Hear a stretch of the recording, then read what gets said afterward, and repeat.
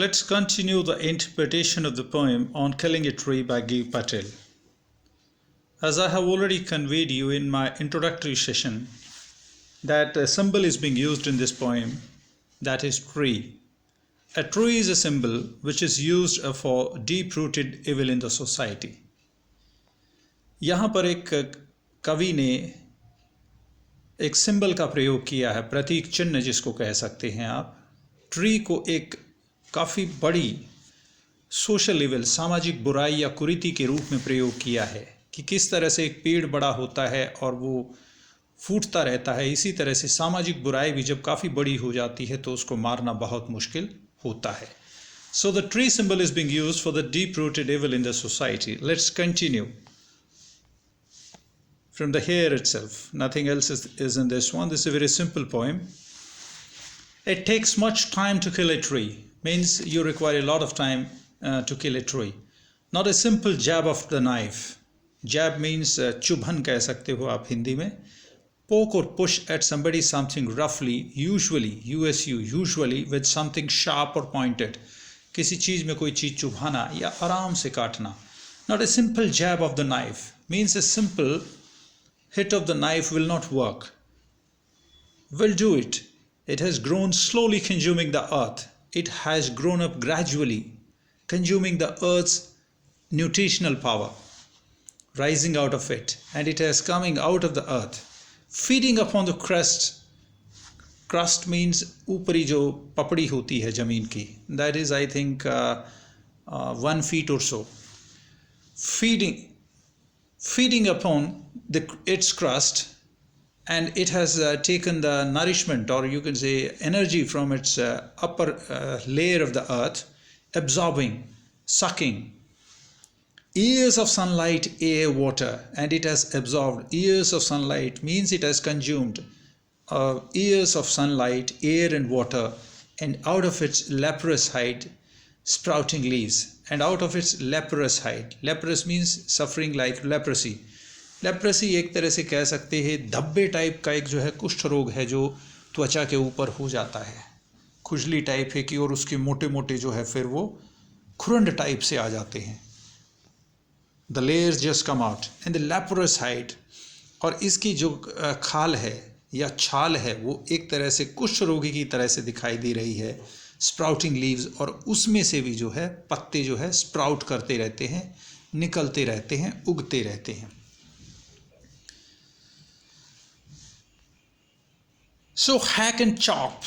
Hack means बहुत जोर से मारना किसी चीज़ को, भारी चोट लगाकर काटना. चॉप होता है टुकड़े टुकड़े करना. So hack and chop. So strike it heavily and cut into pieces.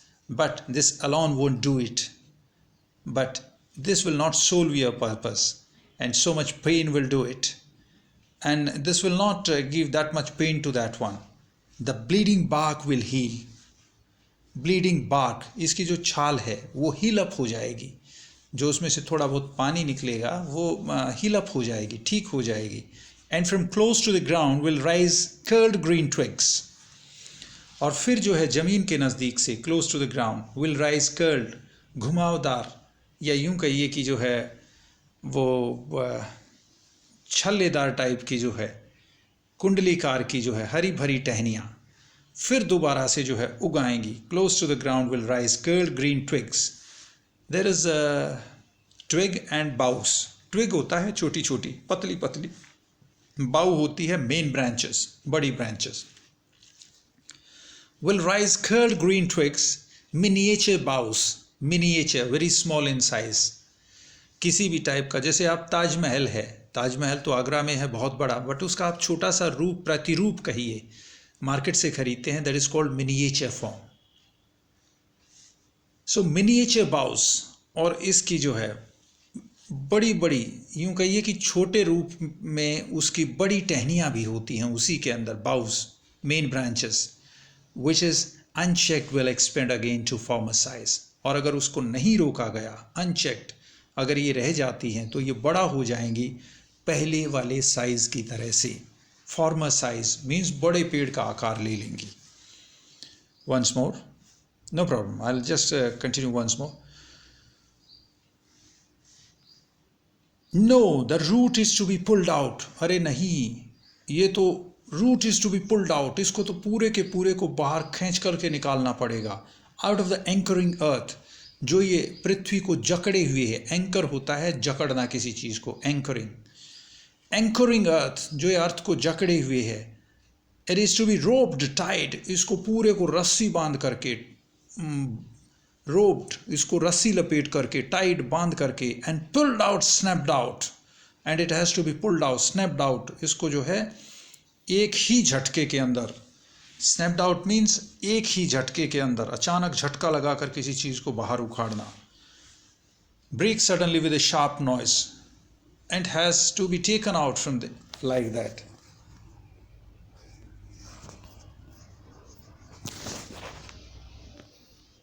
I'm changing page। और pulled out entirely, या इसको पूरे के पूरे को बाहर निकालना पड़ेगा, entirely, fully, out from the earth's cave। और जहां पर कि इसने अर्थ के अंदर एक केव टाइप बना रखी है, केव मीन्स गुफा टाइप, जहां उसकी मेन जड़ होती है, आप देखेंगे वहां गुफा टाइप बन जाएगी। Out from the earth cave and the strength of the tree exposed, और इसी के साथ जो है ये पेड़ की जो असली शक्ति है वो बाहर निकल आती है, एक्सपोज्ड। द सोर्स, जड़ इसका एक सोर्स होती है, वाइट एंड वेट, और ये आपको जो है सफ़ेद रंग की और गीली दिखाई देगी। द मोस्ट सेंसिटिव हिडन, ये इसका सबसे संवेदनशील पार्ट होता है, एंड हिडन, ये छुपी हुई होती है इसकी जड़, for years inside the earth, सालों साल पृथ्वी के नीचे। Then the matter of scorching and choking, तब बात आती है कि इसको, स्कॉच होता है किसी चीज़ को जो है, एक तरह से यूँ लगाइए कि झुलसना, स्कॉच होता है बहुत तेज गर्मी में झुलस जाए और उसके दम घुटने के लिए छोड़ देना। चॉक होता है गले से सांस ना आने देना। ऑफ स्कॉचिंग एंड चॉकिंग, तब इसको सुखाया जाए और इसको बिल्कुल इसका सांस बंद किया जाए। इन सन एंड एयर, इसको खुली धूप और हवा में डाल देना चाहिए। ब्राउनिंग, कि ये जो है भूरे रंग की हो जाए फिर, और जो है सूख कर सख्त बन जाए। ट्विस्टिंग, और मुड़ ना जाए, और विदरिंग, जब तक कि ये मुरझा ना जाए, इसमें झुर्रियाँ टाइप, मीन्स इसका साइज छोटा ना हो जाए। विदर, बिकम ड्राई, शिवर्ड और डेड, उसको बिल्कुल सुखा करके बिल्कुल सिकुड़ ना जाए वो। And then it is done, और तब मानिए कि आपका काम हो गया, तब पेड़ जो है मर गया। इसी तरह से जो है give Patel, Indian writer, born in 1940, he was a Parsi in fact he is a Parsi। okay, so this is all about this poem, and इसमें आपने देखा कि एक पेड़ को काटने के लिए कितना, या एक पेड़ को मारने के लिए कितने बड़े प्रयास किए गए, और उसने सुझाव दिए कि एक पेड़ को आप ऐसे नहीं छोड़ सकते सामान्य तरीके से, उसको पूरा लपेट करके बाहर निकालना पड़ता है एक ही झटके में, ताकि उसकी सारी जड़ वगैरह जो कि ज़मीन में दबी हुई होती हैं उसमें उसकी एक्चुअल पावर होती है। जड़ इसका वास्तविक स्रोत और इसकी वास्तविक ताकत होती है एक पेड़ की, और ये अनेकों वर्षों तक धरती के अंदर छिपी रहती है, और इसको बाहर फिर जो है खुले में छोड़ देना चाहिए। तो यहाँ पर जो पेड़ की गहरी जड़ें हैं वो एक बुराई का प्रतीक मानते हुए कवि कहता है कि हम जब तक किसी बुराई को तब तक समाप्त नहीं करते सकते जब तक हमें इसके स्रोत का पता नहीं लगा लें, और हम उसको बिल्कुल एक्सपोज ना कर दें, बाहर ना निकाल दें, और उसको नष्ट नहीं कर दें। तो इस तरह से जो है हमें उसकी जड़ को या उस स्रोत को निकालना होगा, और तब उसकी जो है पूरी शक्ति जो है वो शक्ति विहीन होगा, ताकि उसको दोबारा अंकुरित करने का कोई मौका ना मिले। Let me just go through this one bit fast. I will go in the Hindi. It takes much time to kill a tree, not a simple jab of knife will do it. This is one line in fact. एक पेड़ जो है इतनी आसानी से जो है नहीं मरता है कि भाई आप उसको एक सिंपल एक चाकू की उससे जो है मार दोगे, सिंपल एक टैपिंग से वो उससे नहीं मरेगा। It has grown slowly consuming the earth. ये पृथ्वी की जो है ऊपरी परपटी की जो नरिशमेंट है उससे पोषक तत्वों को लेकर बड़ा होता है। Rising out of it, feeding upon the crest, absorbing, years of sunlight, air, water, और ये बड़ा होता है पृथ्वी के ऊपरी परपटी से जो है पोषक तत्वों को लेकर के, और काफ़ी सालों की जो है सूर्य का प्रकाश, हवा और पानी को लेकर के। और इसकी लेप्रस, इसकी भद्दी टाइप की जो छाल है उसमें से जगह जगह से पत्ते भी निकलते रहते हैं या छोटी छोटी टहनियाँ भी निकलती रहती हैं। तो इस तरह से दिखाया कि एक पेड़ जो होता है वो एक किस तरह से जो है बड़ा होता है, सालों की जो है यूँ कहिए कि सनलाइट, एयर और वाटर लेकर के। इसी तरह से एक सामाजिक बुराई होती है, वो भी बहुत काफ़ी समय में पनपती है, एक दिन में खड़ी नहीं होती है। उसमें बहुत सारे लोगों का सहारा मिलता है उसको, बहुत सारे समाज उसको सपोर्ट करते हैं, चाहे खराब आदमी भी क्यों ना। अगर अच्छे आदमी विरोध करते हैं तो खराब आदमी उसका सपोर्ट करते हैं। तो इस तरह से एक सामाजिक बुराई विकराल रूप धारण कर लेती है। सो हैक एंड चॉप, इसलिए इस पेड़ को काटने के लिए बहुत जोर प्रहार करना चाहिए और उसके टुकड़े टुकड़े कर देने चाहिए। But this alone won't do it, परंतु ये ऐसे संभव नहीं होगा। Not so much pain will do it, इतने से पेन से इसको काम नहीं चलेगा। The bleeding bark will heal and from close to the ground will rise curled green twigs, और इसकी जो आघात टाइप पहुंची हुई छाल है वो दोबारा से भर जाएगी, और ग्राउंड के नज़दीक से इसमें घुंघराले टाइप की जो है पतली पतली शाखाएं उभर आएंगी, उगाएंगी, और मिनिएचर बाउस, कुछ मुख्य टहनियाँ भी होंगी जो छोटी छोटी होंगी। और अगर उनको नहीं जो है इफ़ अनचेक्ड, अगर उनको चेक नहीं किया गया, उनको नहीं काटा गया, तो वो एक्सपेंड हो जाएंगी, पहले की तरह से विकराल रूप धारण कर लेंगी। इसी तरह से एक सामाजिक बुराई का है। अगर एक सामाजिक बुराई को नहीं पूर्ण रूप से उसका उन्मूलन हुआ और अगर उस पर जोर से प्रहार नहीं हुआ तो वो कम नहीं होगी, और वो फिर धीरे से जो है फिर समाज में जो है प्रस्फुटित हो जाएगी।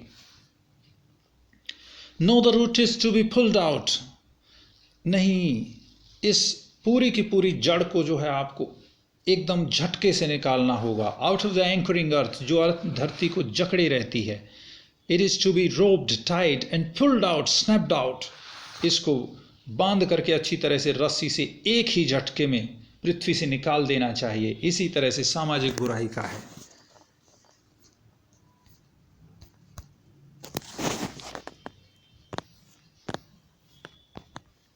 और पुल्ड आउट इंटायरली, और इसको पूर्ण रूप से निकाल देना चाहिए। आउट फ्रॉम द अर्थ केव, जहाँ से निकलता है पृथ्वी के, वहाँ पे गुफा टाइप बन जाती है, एक झील टाइप का एरिया बन जाता है। In the strength of the tree exposed, और इस तरह से उस पेड़ की जो वास्तविक स्रोत है, वास्तविक ताकत है, वो जो है बाहर निकल आती है। The source white and wet, ये सफ़ेद और गीले रंग की होती है। The most sensitive hidden for years inside the earth, और ये अनेकों वर्षों तक धरती के अंदर छिपी रहती है और ये काफ़ी संवेदनशील होती है जड़ें। तो इसी तरह से सामाजिक बुराई के बारे में भी कहा गया है कि उसको एक ही झटके में बाहर फेंक दो। लोग बड़े संवेदनशील होते हैं, जो लोग इन चीज़ों को फॉलो करते हैं, उसकी पूरी ताकत को हमें मारना होगा। Then the matter of scorching and choking, और फिर बात आती है कि उसको जो है धूप में सुखाने की और उसको जो है उसके सांस निकालने की, उसको पूर्ण रूप से मार देने की। Scorching, be unable to see burn or discolour surface by dry heat, heat की वजह से जब होता है, जलता है, झुलसता है, that is called scorching. Choking होता है गले से सांस ना आना। Be unable to breathe because once wind pipe blocked, जब हमारा विंड पाइप ब्लॉक हो जाता है, that is called choke. CHOKE, chalk. In sun and air, browning, hardening, twisting, withering, and then it is done. उसको धूप में डाल दो और हवा में डाल दो, पहले वो ब्राउन हो जाएगी, फिर वो जो है यूं कहिए कि सूख कर सख्त हो जाएगी, फिर वो मुड़ेगी और आखिरी में जो है वो शिवल टाइप हो जाएगी, थोड़ा सा उसका साइज़ कम हो जाएगा और वो मर जाएगी, और समझिए कि आपका काम हो गया। इस तरह से सामाजिक बुराई को भी जो है टैकल करना पड़ता है। इतना आसान नहीं है सामाजिक बुराई को जो है हमारे समाज से बाहर निकालना, उसके लिए बहुत अथक प्रयास करने पड़ते हैं। और तब जा कर के एक सामाजिक बुराई जो विकराल रूप में विद्यमान हो वो बाहर आती है और उसको मारा जा सकता है या उसका उन्मूलन किया जा सकता है। तो ये एक यूँ कहिए कि आपकी एक सिंबॉलिकल पोइम थी, tree symbol is being used for the social evil. So with this I finish this. I hope you might have got this one.